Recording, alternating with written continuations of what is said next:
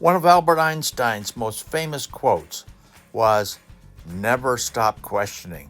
And for small children, that meant more often than not asking, why is the sky blue during the day? And at night, why is the sky reddish? But there are other questions that adults ask about how to do something better, how something works, how things are related to one another. We could also ask why something is as it is, or why should we do something in particular? We can look at something and ask, what does it mean? We could look at some option and say, what should we be doing now? Or we could look at some phenomena and say, what does it mean? We could ask, what will the outcome of something be? And more importantly, what is going to be the next big thing? If you don't ask the right question, you're going to end up wasting a lot of time and a lot of money, and in the end, you're not going to accomplish the goal that you're trying to reach. It will be a waste of resources. A well-developed sense of intuition is critical in the discovery process and determining what questions that you need to ask. That famous old gut feeling, if it doesn't smell right, then don't go and don't do it. Your intuition is the sense that's going to take you to the next big thing. You have to take all your knowledge and understanding and put that together, and then in your head, figure out how the pieces fit together. And that way, you will develop the necessary insight in order to ask the proper questions. We're going to look at the role of insight and why it's important in generating the proper questions.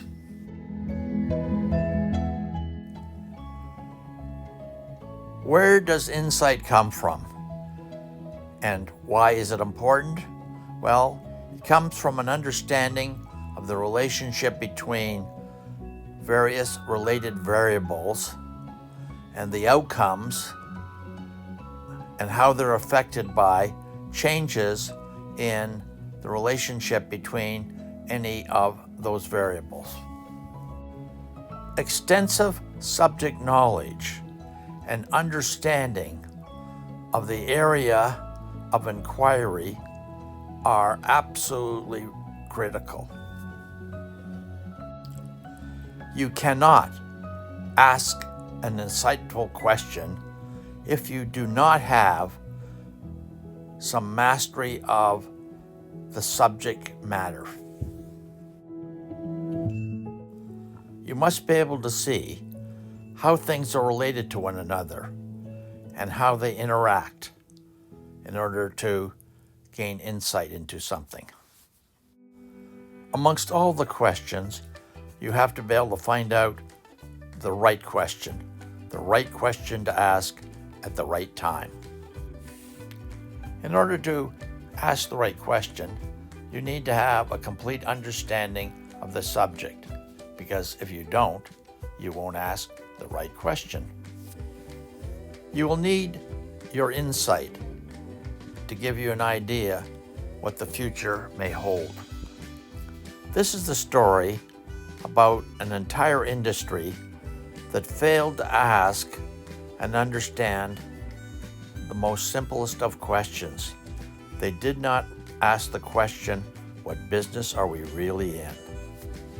Prior to the 1960s, the Swiss were supreme in the watch business. They had more than 80% of the market and about the same in profits. They could not be beat. They knew how to make the finest of mechanical watches that were available. And they thought that they could never ever be replaced because no one would have the skills and background to replace their current skill set. When a new invention came along in the watch business, actually invented by the Swiss Research Institute, the watch manufacturers looked at it and said, there are no moving parts, there are no gears, there are no springs. This is not a watch. We're not in that business. No one will ever want a watch like this. And as a result, they ended up being devastated and they were essentially wiped out and are no longer a force in the watch business. And today, in today's market, the Swiss aren't really in the watch business. They're actually in the jewelry business. And their jewelry just happens to tell time. And that's the question that they needed to ask to save themselves. What business are we in now? In the beginning of Henry Ford's career, he was interested in modernizing the world and wanted to know if people would give up their buggies for something else. And when he asked people what they wanted, they basically came back and said, well, we need faster horses. What else is possible? And so Henry Ford provided the alternative. With considerable insight, Henry Ford was able to go beyond the horse and buggy because he asked a different question.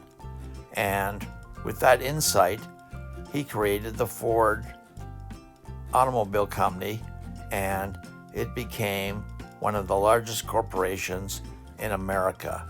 Very, very successful.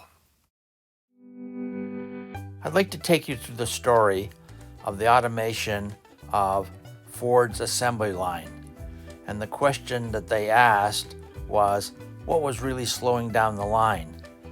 And that question led them to the search for something that is still really important. And the answer for that was they needed an interchangeable part so that everything could work smoothly on the line. With the implementation of the interchangeable part, it was then possible to make sure that each and every part could be used without any stoppage in the line. Without the interchangeable part, someone would have to customize a particular part in order to make it fit, and the assembly line would stop. And that was the key to success.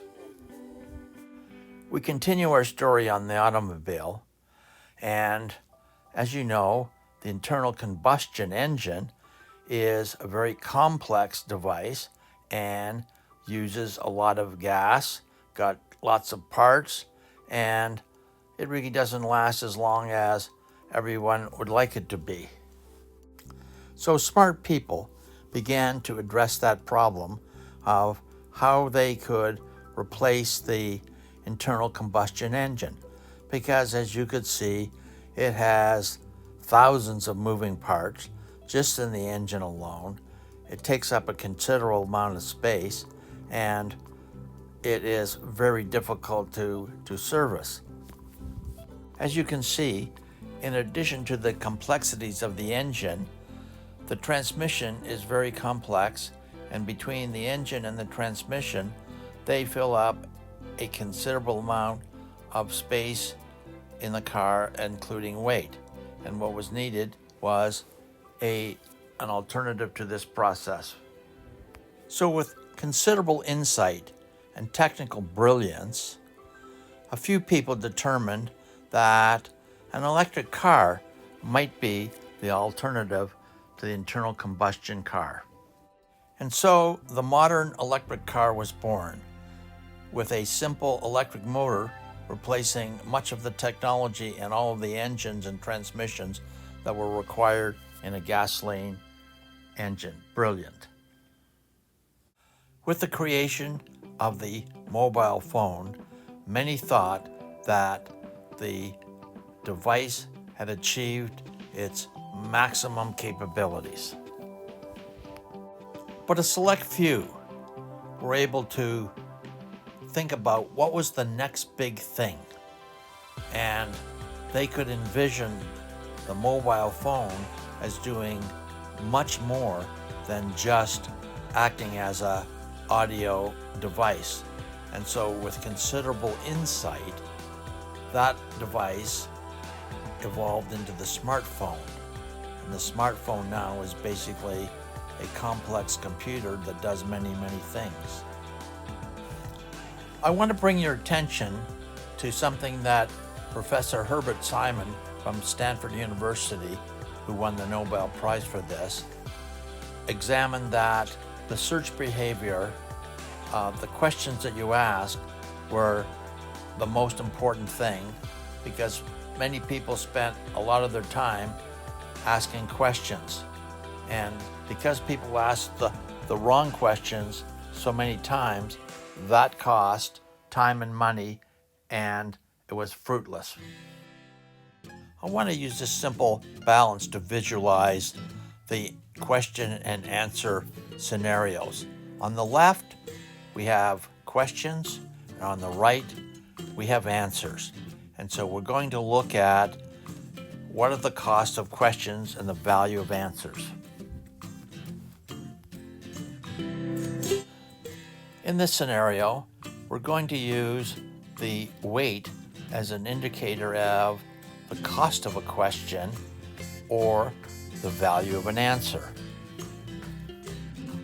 In this scenario, a very inexpensive question yielded an answer of no value. In this scenario, a more complex question that was more difficult to execute, again, was the wrong question and yielded no valuable answer. In this particular scenario, the question did reveal an answer of value, but the cost of the question really exceeded the value of the answer, so not optimal. And so what we're really looking for is a simple question, the right question, that delivers a significant amount of value. And that is the art of asking the right question. The right questions will result in answers of value for everyone. As Albert Einstein alluded to, the questions are always more important than the answers. And that requires critical thinking in order to develop the understanding necessary to gain the insight that's required to ask the right questions. Since we, as a collective, are smarter than any one of us as an individual, working together to develop the right questions to move our project towards its goal is one of the best ways to achieve success. When the questions are focused on reaching the goal, those questions will lead us to great discoveries and great wealth and great knowledge. And those that have come before and have asked great questions have resulted in great answers. And it's now up to us to carry on that tradition by asking the best questions that we can in order to get the results that our goals require.